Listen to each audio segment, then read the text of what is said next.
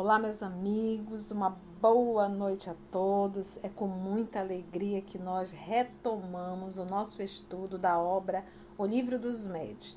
Vocês irão perceber uma diferença no espaço aqui, devido ainda à pandemia, estamos em quarentena, então nós estamos decidindo retomar as nossas gravações, partindo realmente de casa. Então, nós vamos retomar todos os nossos estudos, gravando em casa, para que o nosso canal e para que todos nós possamos dar continuidade aos nossos estudos. Hoje é exatamente 1º de fevereiro de 2021. Então, nós vamos retomar o estudo do Livro dos Médios, capítulo 5, das manifestações físicas e espontâneas, e nós estamos exatamente retratando ruídos, barulhos e perturbações, que retrata aí todo esse movimento dos efeitos físicos.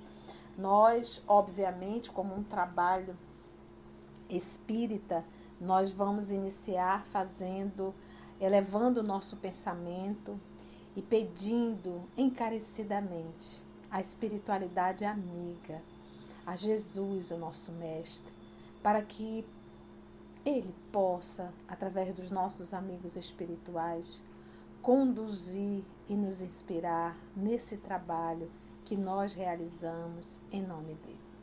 Então, agradecemos, Senhor da vida, e que os bons espíritos possam nos conduzir mais uma vez. Que assim seja. Ok, meus amigos, então vamos lá, vamos dar continuidade. Hoje nós vamos dar continuidade no item 92 de O Livro dos Médios. Eu estou hoje com a tradução de Evandro Noleto. Vamos lá, então? A explicação que foi dada do movimento dos corpos inertes se aplica naturalmente a todos os efeitos espontâneos que acabamos de ver. Os ruídos, embora mais fortes do que as pancadas na mesa, têm a mesma causa. Os objetos derrubados ou deslocados são produzidos pela mesma força que levanta qualquer objeto. Ou seja, existe, mesmo aqui, uma circunstância que apoia esta teoria.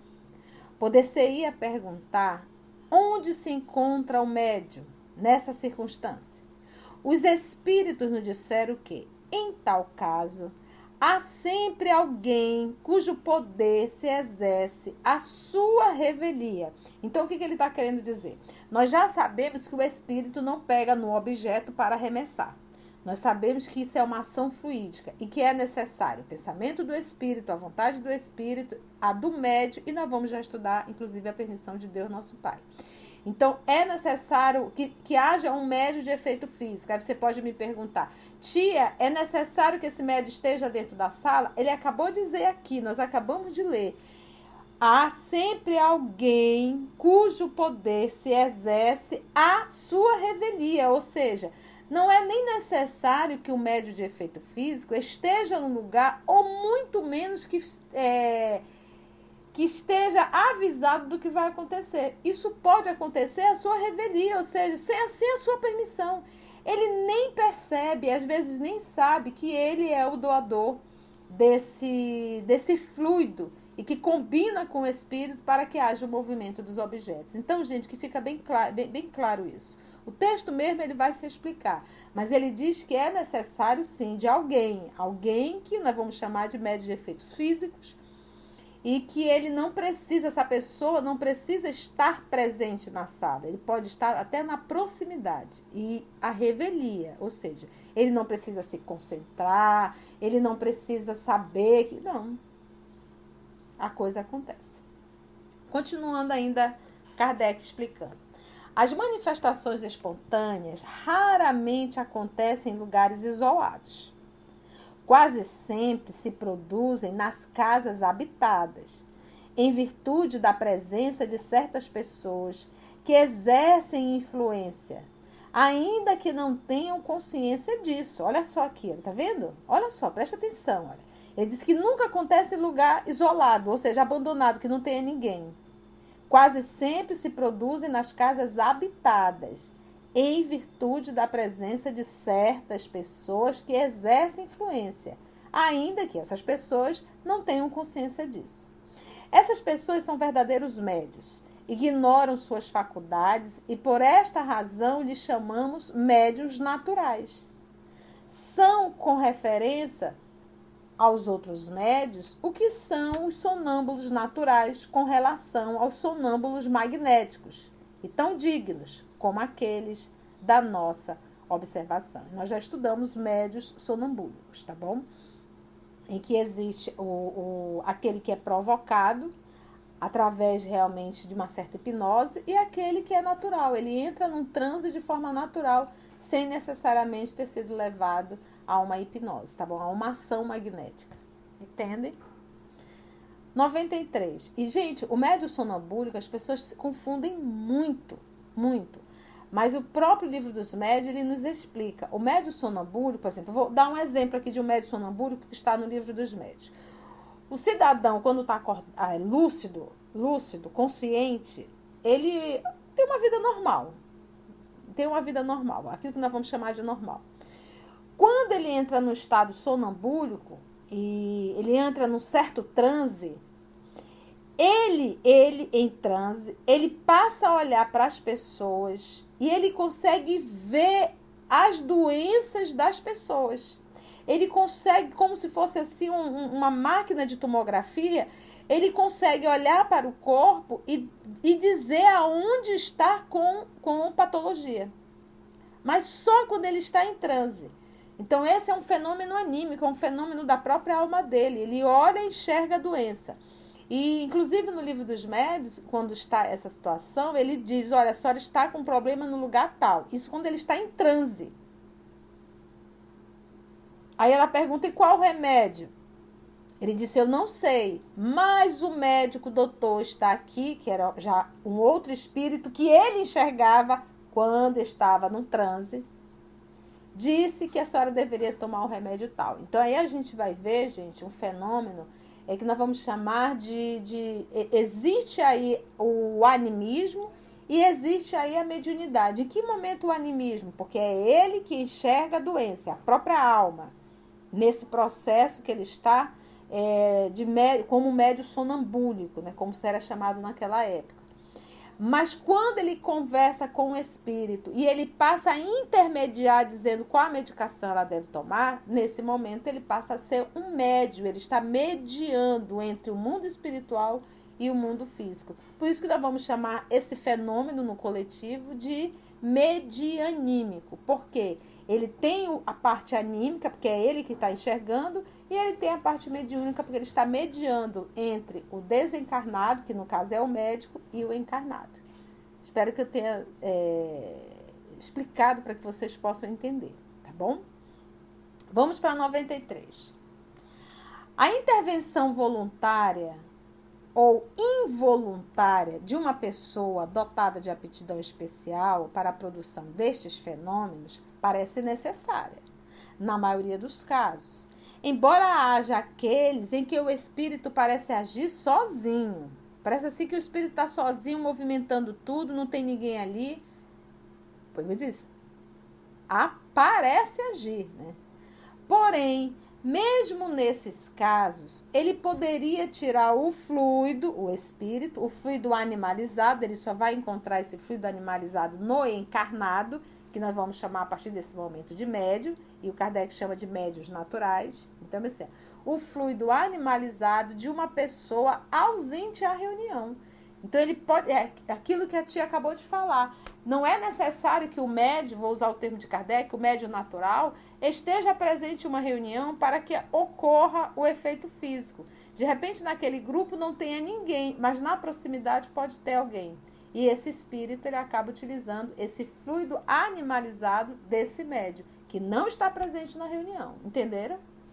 Então, ele diz assim, isto explica porque os espíritos que nos cercam incessantemente, porque isso é interessante, gente, a gente nunca está sozinho. Mas pô, tia, nunca, nem dentro do nosso quarto. Aí vai da nossa conduta moral, tá? Conduta moral.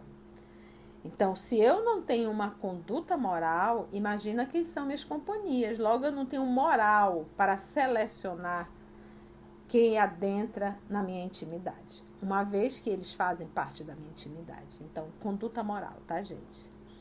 Então, isto explica porque é só você pensar, se você tem uma conduta moral, logo você terá também espíritos moralizados ao seu lado. E espírito moralizado vai em algum momento desrespeitar a nossa intimidade? Em hipótese alguma. Mas espíritos imorais, espíritos que ainda não têm uma moral, que ainda não têm um evangelho na sua vida, eles não respeitam a intimidade de ninguém. Pode ver, gente, que existem programas, esses programas sensacionalistas, em que as pessoas sentem prazer em ficar em frente à TV para estar assistindo a intimidade daquele grupo que está ali recluso. Porque ninguém está nos vendo, a gente adora ver aquilo ali, né? Tem um grupo que adora ver isso. Então, isso mostra a nossa condição espiritual. E existem espíritos da mesma forma. Então, se eu quero intimidade, se eu quero realmente respeito, se eu quero boas companhias, eu tenho que fazer por onde? É como diz um ditado aí, um dito: fala-me quem você é, que eu te direi quem são tuas companhias. Então, isso é fato. É aquilo que nós vamos chamar de lei de afinidade, ok? Vamos lá mais um pouquinho? Então, ele diz assim, voltando um pouquinho. Isto explica porque os espíritos que nos cercam incessantemente não produzem perturbação a todo instante. Primeiro, é preciso que o espírito queira. Primeiro movimento. Nós estamos retratando, gente, aqui é sempre bom lembrar, ruídos, barulhos e perturbações, tá? Nós estamos tratando efeitos físicos, movimento de objetos, barulhos, ruídos, tá bom? Isso tudo está dentro de efeitos físicos, tá? E nós já sabemos aqui, nós estamos vendo como como acontece o fenômeno, como que ele se desenvolve, qual é vamos dizer assim, a sequência dele, ok? Vamos lá então. Então ele diz, primeiro, é preciso que o espírito queira. Então tem que ter um espírito querendo fazer o movimento. Que tenha um objetivo, ou seja, qual o objetivo dele levantar essa mesa, levantar essa cadeira, fazer esse barulho? Qual é o objetivo? É só assustar? Então, olha só. Então, primeiro, é necessário que o espírito queira. Segundo, é necessário um objetivo. Terceiro, um motivo. Sim, o objetivo é esse, mas qual é o motivo para que você venha fazer isso? Então, ele diz, sem ter isso, ele nada faz. Sem que tenha um objetivo, um motivo, sem o que nada faz. Então, é necessário. Depois que encontra exatamente no local em que pretende agir alguém capaz de ajudá-lo, coincidência que só ocorre com muita raridade. Então, olha só que interessante. Então, às vezes a gente tem um espírito que ele tem um objetivo, ele tem um motivo, ele quer fazer, mas no local que ele quer fazer, vamos colocar ali na redondeza também, não existe alguém capacitado, ou seja, nós não temos um médium para doar esse fluido animalizado. E Kardec colocou aqui, olha só, que pretende agir alguém capaz de ajudá-lo. Aí Kardec continua. Coincidência que só ocorre com muita raridade. Raridade, Kardec já dizia. Gente, você escuta todo dia uma história que tem uma casa ali que voa pedra, voa isso, voa aquilo? Obviamente que não, senão isso ia dar até notícia. Então, na época era raro e hoje também ainda é. Médio de efeitos físicos são raros, meus irmãos. São raros. Tá aqui, olha. A gente não vê isso em cada esquina. Logo, é raro. E na época de Kardec também, ele diz até o termo, ocorre, coincidência que só ocorre, qual seria a coincidência? Ter um espírito que queira e no local que ele queira fazer, tenha alguém, ou dentro do local, ou nas proximidades, que pudesse vir a doar esse fluido animalizado. Então, olha só. Se essa pessoa aparece inesperadamente, ele se aproveita dela. Então, nossa, se tiver um médio de efeito físico, eu vou aproveitar dessa pessoa. Todavia, mesmo que todas as circunstâncias sejam favoráveis, ou seja, tem um espírito que tem vontade, ele tem um objetivo, ele tem um motivo, ele tem um médio, olha só isso aqui.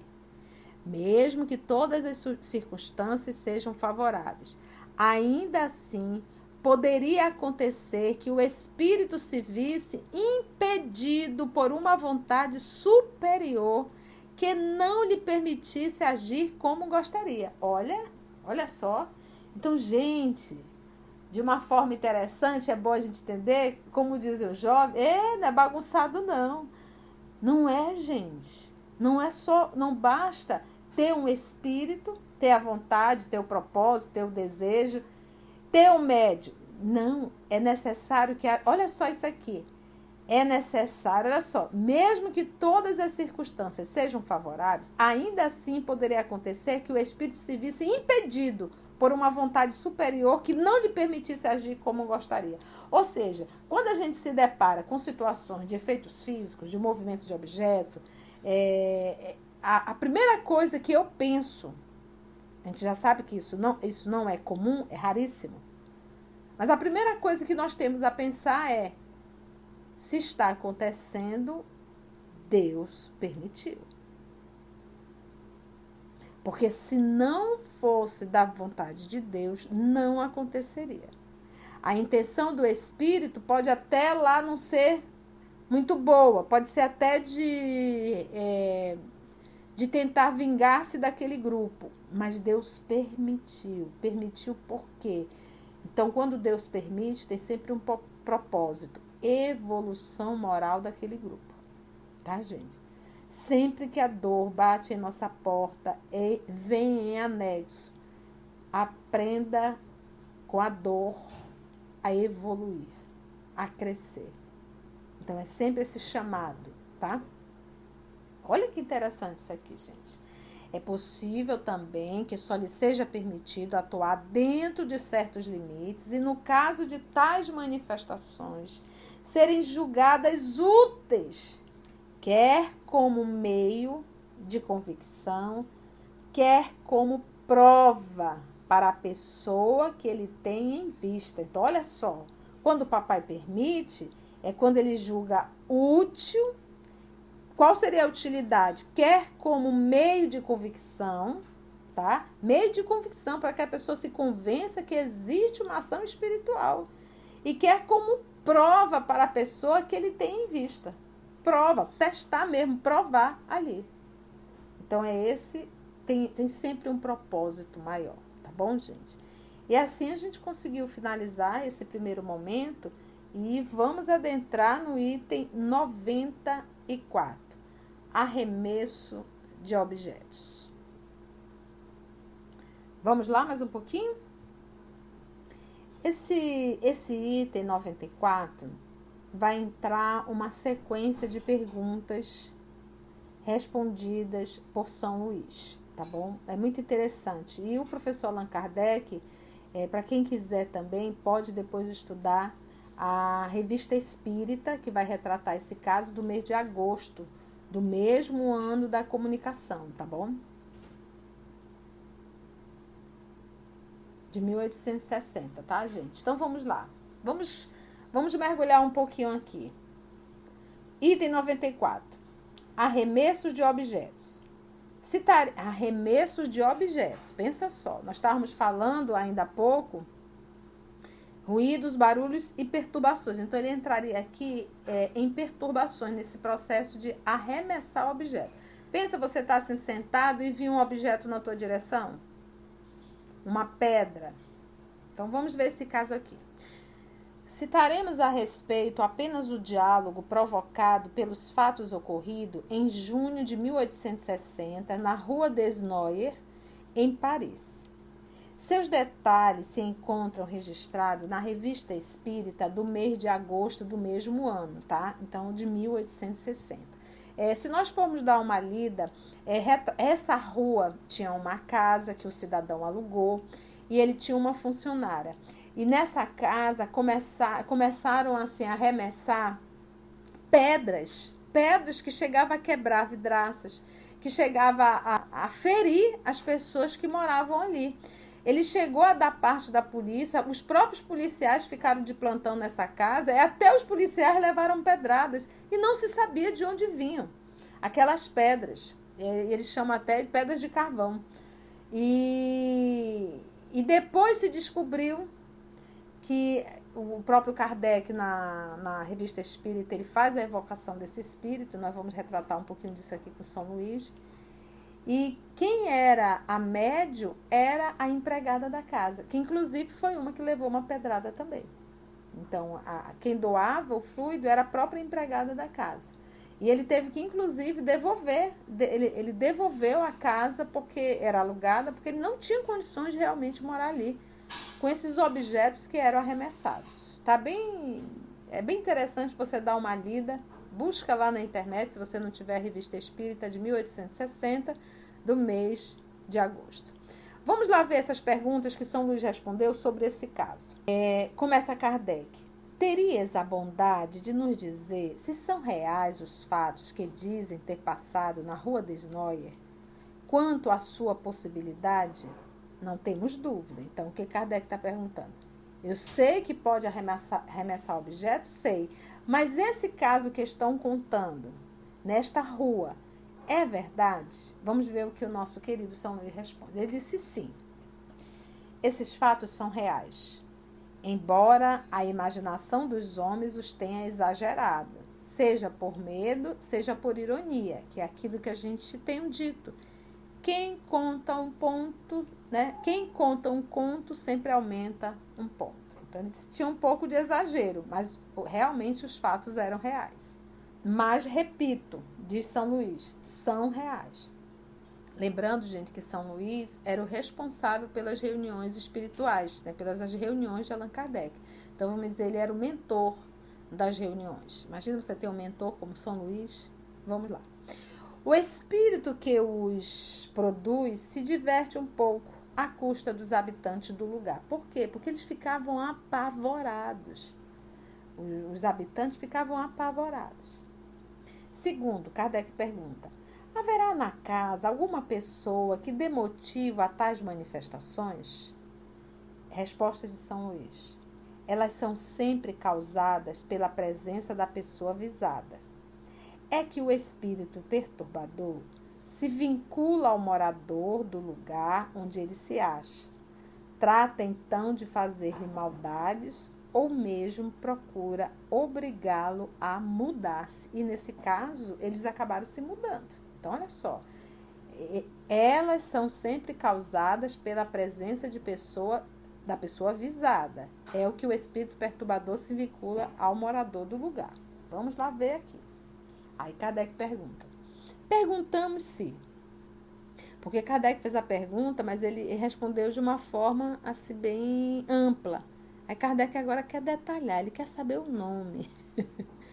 Perguntamos se entre os moradores da casa existe alguém que seja a causa desses fenômenos, por efeito de uma influência mediúnica espontânea e involuntária. Então, Kardec foi bem explícito agora. Vamos ver o nosso São Luís, o que ele responde. Ele diz, é mesmo necessário, pois sem isso o fato não poderia ocorrer. Um espírito habita um lugar de sua predileção, conserva-se inativo enquanto nesse lugar não se apresenta uma pessoa que lhe convenha. Quando essa pessoa surge, ele se diverte quanto pode. Então, o fato de nós não termos nenhum objeto mexendo dentro de casa, isso não quer dizer que a gente não tenha nenhuma dessas companhias. Podemos até ter. Mas a partir do momento que adentra-se alguém encarnado e que tem essa predisposição de doar esse fluido, aí eles começam a se divertir. Então, se não se divertem, é porque não tem essa pessoa que pudesse doar esse fluido magnético, tá? Volto mais uma vez a ressaltar. Tudo depende de quem são as nossas companhias espirituais dentro do nosso lar. É só olhar a conduta moral desse grupo que está inserido nesse lar. Questão número 4. Será indispensável a presença dessa pessoa no próprio lugar? São Luís responde. O caso é mais comum E é o que acontece no fato citado. Foi por isso que eu disse que, a não ser assim, o fato não teria ocorrido. Mas não pretendi generalizar. Há casos em que a presença imediata não é necessária. É aquilo que nós falamos, que o pessoal pode estar até em outro lugar. Então, Kardec insiste ainda. Sendo sempre de ordem inferior esses espíritos, a aptidão para lhe servir de auxiliar é uma presunção desfavorável a uma pessoa? Isto não denota a simpatia de alguém para com seres dessa natureza? Então, olha só como Kardec faz perguntas assim espetaculares. Então, eles dizem assim, nós já sabemos, já nos foi dito nos estudos anteriores, que todos os espíritos que atuam nesses fenômenos mais grosseiros de efeitos físicos são espíritos inferiores. O fato de ser inferior nem sempre quer dizer que sejam maus. Por exemplo, nós somos espíritos ainda da terceira ordem, logo somos espíritos inferiores. Mas nem todos nós somos espíritos perversos, espíritos maus. Somos inferiores por quê? Porque ainda carregamos paixões. Logo, estamos ainda numa afinidade muito, muito grande com a grosseria da matéria, entendeu? Com a parte material. Então, ele diz, tá, sendo esses espíritos inferiores que estão atuando, que são eles que atuam sobre a matéria, então, esses médios, ele diz assim, esses médios, então, não estão denotando que também são inferiores para que pudessem haver essa combinação fluídica, entende? Olha como Kardec fez a pergunta. Por isso que ele diz assim, a aptidão para lhe servir de auxiliar é uma presunção desfavorável a uma pessoa? Isto não denota a simpatia de alguém para com seres dessa natureza? Então, se existe um médium que tem sintonia, não vou usar o termo sintonia, mas que tenha essa combinação fluídica que é necessária, isso quer dizer que o médium também não é um espírito assim inferior, isso não denotaria para ele algo desfavorável, né? Vamos ver a resposta. Olha só, gente, porque é muito comum a gente reunião mediúnica, ai, mas o fulano não é um médium tão evoluído, ele só dá comunicação de espírito superior. Aí basta nós pegarmos o nosso querido Chico Xavier, que da mesma forma que se comunicava por ele um Emmanuel, também se comunicavam espíritos sofredores. Ele atendia espíritos sofredores. Então, olha só a resposta de São Luís. Ele diz, não exatamente. Porquanto tal aptidão depende de uma disposição física. Disposição física. Entretanto, muitas vezes denuncia uma tendência material que seria preferível não se ter. Uma tendência. Pois quanto mais elevada moralmente, mais a pessoa atrai a si os espíritos bons, que necessariamente afastam os maus. Então, vamos dizer que eu seja um médio de efeito físico, ok? Ok. Francisco Cândido Xavier era médio de efeito físico? Sem dúvida. O Chico tinha todas as faculdades mediúnicas. Era um homem moralizado? Era. Então, algum espírito utilizava o fluido animal dele para estar brincando com outro? Não. Uma coisa é ele estar numa reunião de desobsessão e da passividade de espíritos sofredores para serem atendidos, porque afinal de contas necessitam. Então é isso que o nosso irmão está querendo falar aqui, o nosso São Luís. O fato de você ser médio de efeito físico, isso não quer dizer, mas tia, não pode acontecer a revelia, de repente o Chico nem sabia que estava sendo utilizado o fluido dele. Para isso temos guias espirituais. Para isso nós temos o quê? Espíritos bons, que necessariamente afastam os maus. Acabamos de ler isso por São Luís. Vou repetir.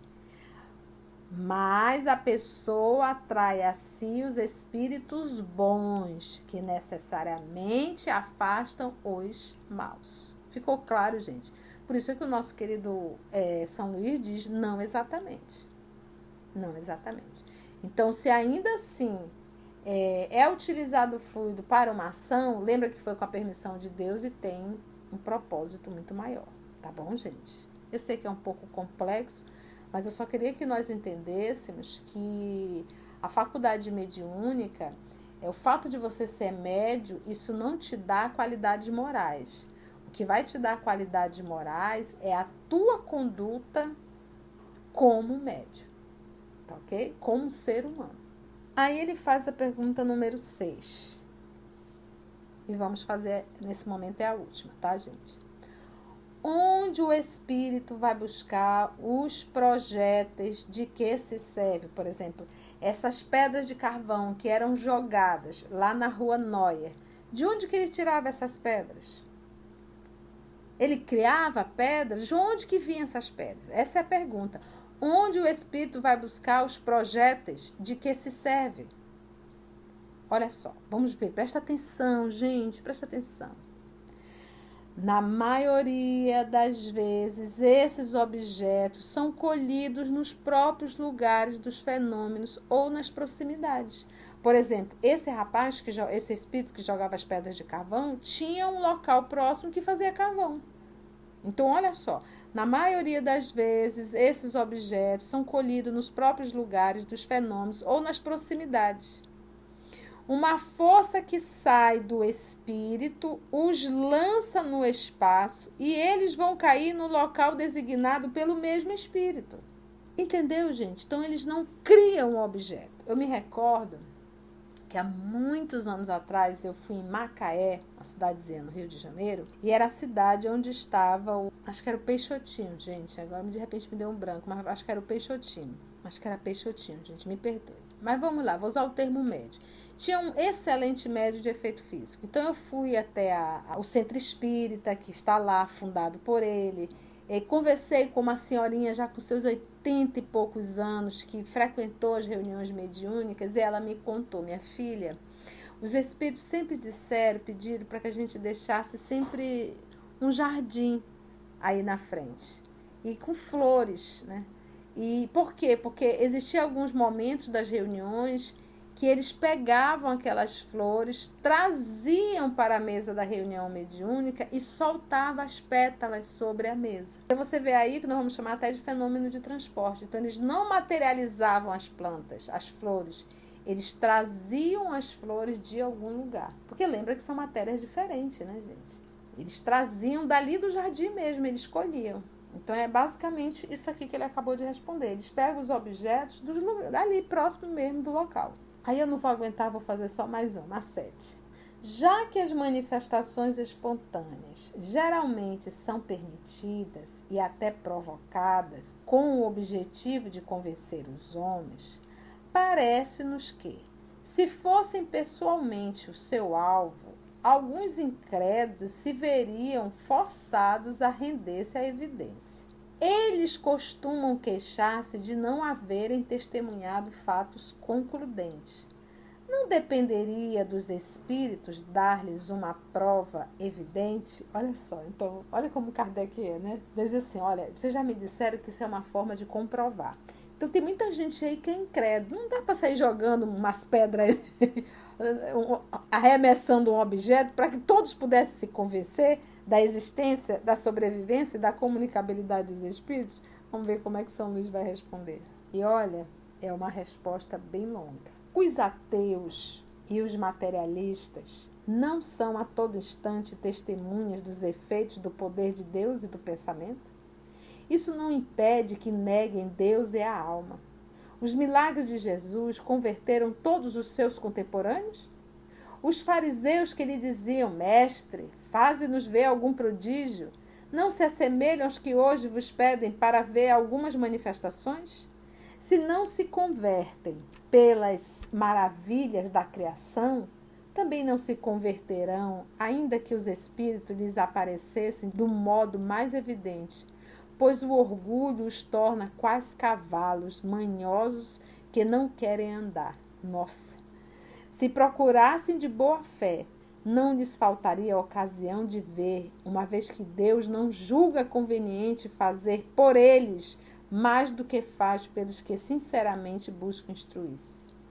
O Pai só concede recompensa aos homens de boa vontade. A incredulidade deles não impedirá que a vontade de Deus se cumpra. Bem vedes que não impediu a expansão da doutrina. Deixai, pois, de inquietar-vos com a oposição que lhe movem.